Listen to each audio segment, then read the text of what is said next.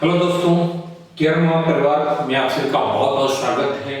Care माँ जो आपका केयर माँ परिवार जो आपका रखे ख्याल। मैं आनंद सितम एक बहुत ही इम्पोर्टेंट टॉपिक पर हम लोग डिस्कशन करेंगे और वह है डायबिटीज। डायबिटीज से हम लोग कैसे बच सकते हैं, क्या हम भी उससे गुजर रहे हैं या फिर प्री डायबिटीज स्टेज पर हैं, इसके क्या सिम्टम्स हैं, इससे कैसे बचा जा सकता है, क्या किया जाना चाहिए। क्योंकि इन सारी चीजों पर हम लोग डिस्कशन करेंगे, क्योंकि आज एक बहुत ही कॉमन फिनोमेना हो गया है और जाने अनजाने हमें पता भी नहीं है, पता भी नहीं होता है और कहीं न कहीं हम प्री डायबिटीज लेवल पर होते हैं, यानी पूर्व मधुमेह की अवस्था में हम होते हैं, जिससे एक डायबिटिक होने की मैक्सिमम पॉसिबिलिटी होती है।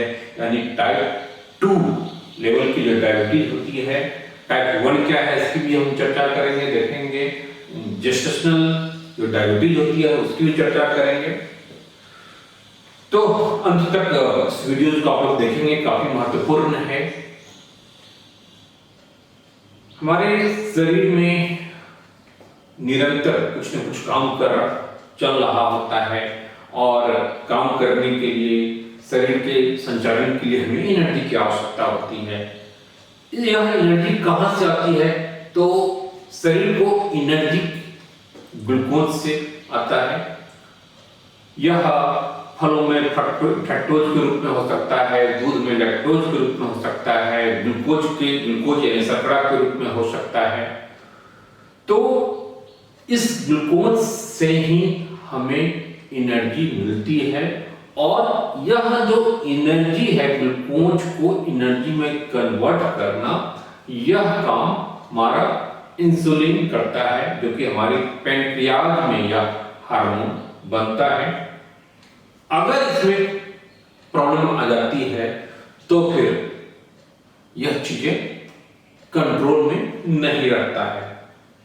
मान लेते हैं कि अगर पैंक्रियाज अपना काम प्रॉपर वे में नहीं कर रहा है, यानी इंसुलिन प्रॉपर वे में नहीं बन रहा है, इंसुलिन प्रतिरोध की एक अवस्था बन रही है, तो ऐसे में जो हम शर्करा, ग्लूकोज लेंगे, फ्रक्टोज लेंगे, लैक्टोज लेंगे, तो वह क्या होगा, ऊर्जा में कन्वर्ट नहीं हो पाएगा।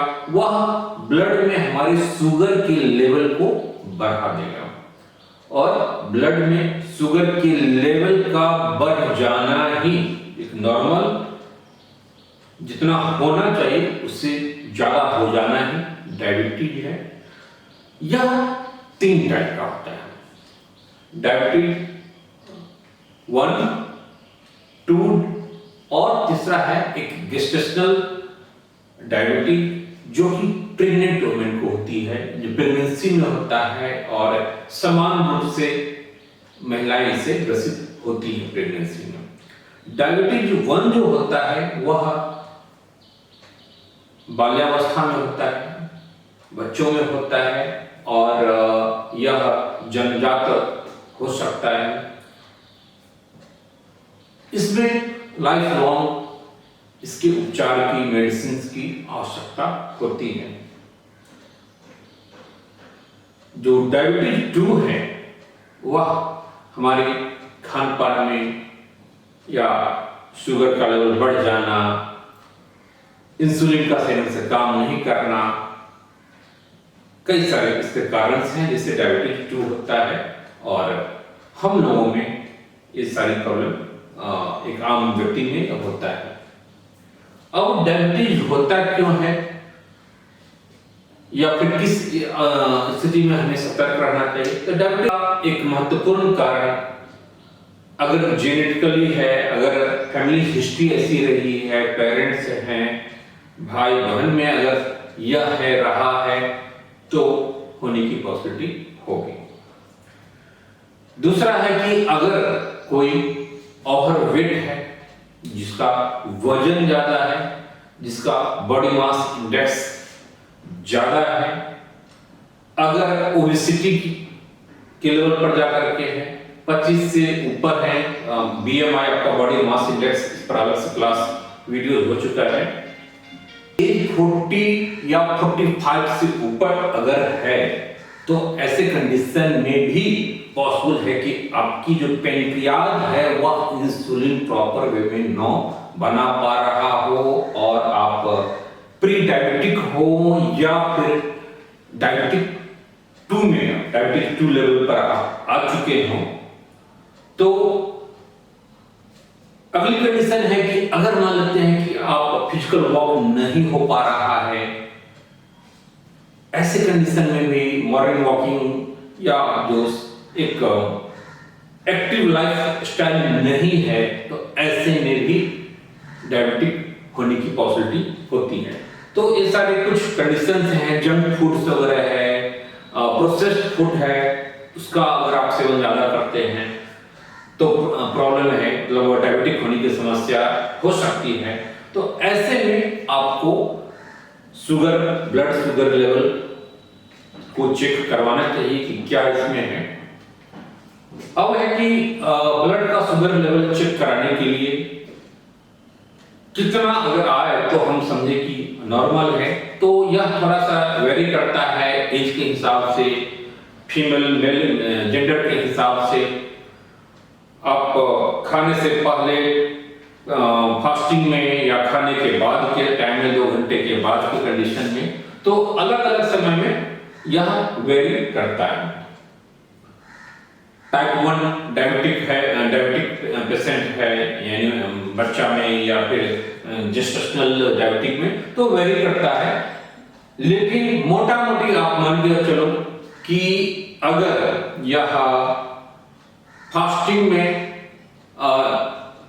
90 से 100 के बीच अंडर में रखता है तो यह ठीक है। अगर नॉर्मल वे में 100 से 140 के बीच है, रैंडमली अगर आप चेक करते हैं फास्टिंग में नहीं,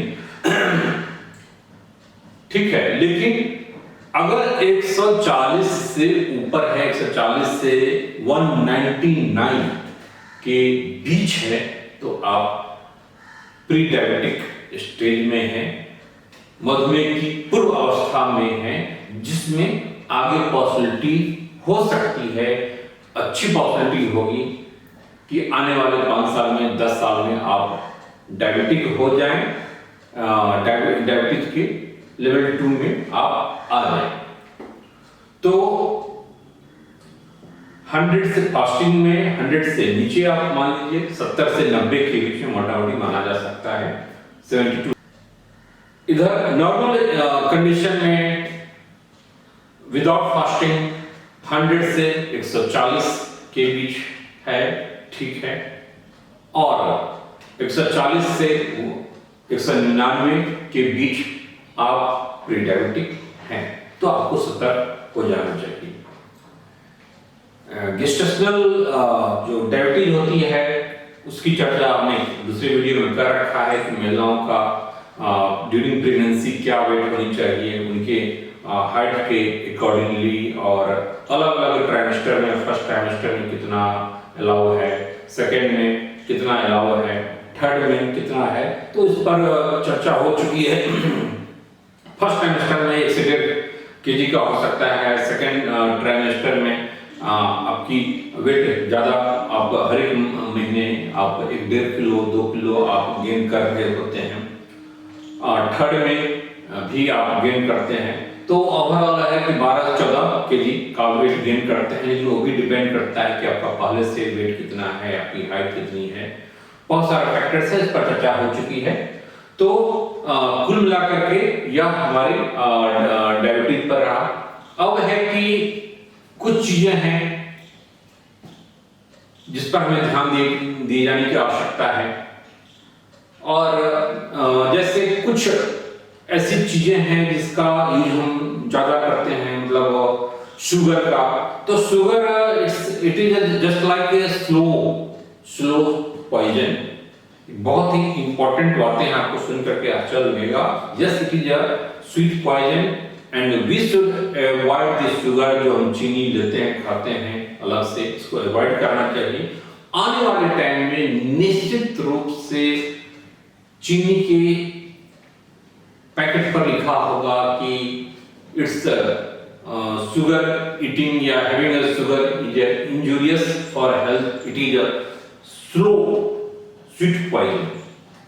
जैसे स्मोकिंग के पैकेट पर लिखा रहता है कि smoking is injurious for health, same चीजें आने वाले टाइम में होगा। इतना मतलब नुकसानदायक है शुगर। निश्चित रूप से शुगर के बदले हम क्या यूज कर सकते हैं? गुड़ यूज कर सकते हैं, शक्कर यूज कर सकते हैं। बहुत सारे फल में, फ्रूट्स में ऐसे ही शुगर होता है, फ्रैक्टोज होता है, लैक्टोज दूध वगैरह में होता है।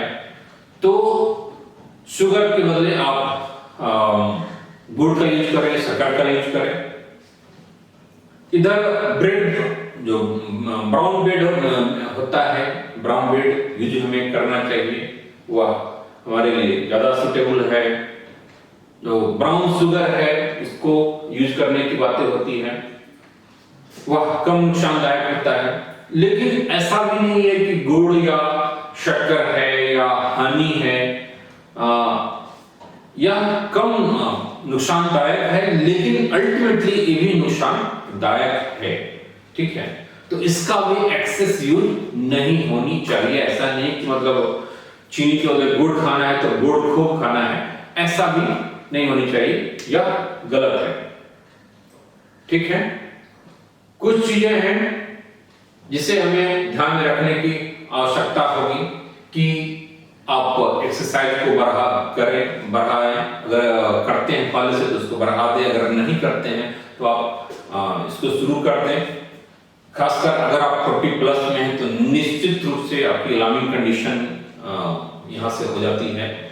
दूसरी इंपॉर्टेंट बात है कि जो फैट आपके शरीर में जमा हो चुका है, जो लोग ओवरवेट से गुजर रहे हैं, जिनका बॉडी मास इंडेक्स 25 से ऊपर है, तो उनको फैट बर्न करने की आवश्यकता होती है, कैलोरी बर्न करने की आवश्यकता होती है। तो यह आप मॉर्निंग वॉकिंग से या तेज एक्सरसाइज से वो चीजें हो पाएगी। दूसरी इंपॉर्टेंट चीज है कि अवॉइड करने के लिए चाय के साथ आपको शुगर ना लें। जो चाय हम पीते हैं, बहुत सारी ऐसी चीजें हैं हमें पता नहीं चलता है। अब चीनी अलग से खाएं चम्मच में रख करके, ऐसा नहीं है। आप कोई भी स्वीट्स है आप खाते हैं, आप चाय के साथ चीनी लेते हैं, काफी नुकसानदायक है। और आप मान के जो हम शुगर लेते हैं काफी नुकसानदायक है। और यह थोड़ा सा वेरी करता है कि चाय में दूध की मात्रा कितनी है, चीनी की मात्रा कितनी है, चाय कितना आप ले रहे हैं, किस समय ले रहे हैं। लेकिन कुल मिलाकर के है कि 60-70 से लेकर के वह 200 कैलोरी तक आपको एक कप चाय दे सकता है। अगर शुद्ध दूध है और शुद्ध दूध में अगर आप चाय चीनी डाल कर पीते हैं तो ये ज्यादा नुकसानदायक है। अब 200 कैलोरी मान लेते हैं कि अगर 100 कैलोरी ही मान लेते हैं एक कप चाय में, अगर दिन भर में आपने 5 कप चाय पिया तो 500 कैलोरी आपकी बढ़ गई। उसके बदले आप खाना तो कम खाते हैं नहीं, तो ऐसे में आपकी डायबिटिक होने की पॉसिबिलिटी रहती है। तो चाय को बिल्कुल ही अवॉइड हमें करना चाहिए। पीना भी चाहिए तो बिना चीनी का या फिर ग्रीन टी का हमें यूज करना चाहिए। तो ये कुछ इंपॉर्टेंट चीजें हैं जिसका हमें ख्याल अगर हम रखें। जो शुगर है, जो ग्लूकोज है, शर्करा है, वह हमें आलू में भी मिलता है, चावल में भी मिलता है, रोटी में भी मिलता है। तो वह तो वहां पर बाध्यता आपकी है, इसीलिए वह तो आप खाएंगे, लेकिन इसमें रफेज का आप ज्यादा यूजेज करेंगे। जो रेशेदार चीजें होगा उसका आपको ज्यादा यूज करना है, और अलग से शुगर न हमले, इस बात को हम सुनिश्चित करें। तो डायबिटीज से बचने का यह एक अच्छा रास्ता है। साथ ही एक्सरसाइज करना है। अगर ओवरवेट है तो हमें कैलोरी बर्न करना है, सबसे सुरक्षित तरीका यही है। आई होप कि हम सब इसका पालन करेंगे। और एक और चीजें हैं कि अगर मान लीजिए शुगर लेवल ज्यादा हो जाता है तो एक हाइपरग्लाइसीमिया की स्थिति होती है, कम अगर है तो हाइपोग्लाइसीमिया की स्थिति बनती है। तो हाइपोग्लाइसीमिया की स्थिति भी अच्छी नहीं है, लेकिन हाइपोग्लाइसीमिया से हमें बहुत ज्यादा हम लोगों को डरने की आवश्यकता नहीं है। यह केसेस कम होता है, जनरली हम लोग हाइपरग्लाइसीमिया से ही ग्रसित होते हैं। तो आई होप कि ये इंफॉर्मेशन, ये वीडियो अच्छा लगा होगा और आप सब लोग इसको जरूर लाइक करेंगे, साथ ही शेयर करेंगे अपने दोस्तों के बीच में, अपने ग्रुप में, व्हाट्सएप ग्रुप में लोगों के साथ, ताकि उन्हें भी इसका फायदा हो। इस चैनल को जरूर सब्सक्राइब करना है ताकि हेल्थ से रिलेटेड जो इश्यूज है, जो वीडियोज है, आपको मिलता रहे, सबसे पहले मिलता रहे। तो दैट्स ऑल। फिर हम किसी अन्य समस्या को, टॉपिक को लेकर के फिर हम मिलते हैं। तब तक के लिए bye, all the best, take care.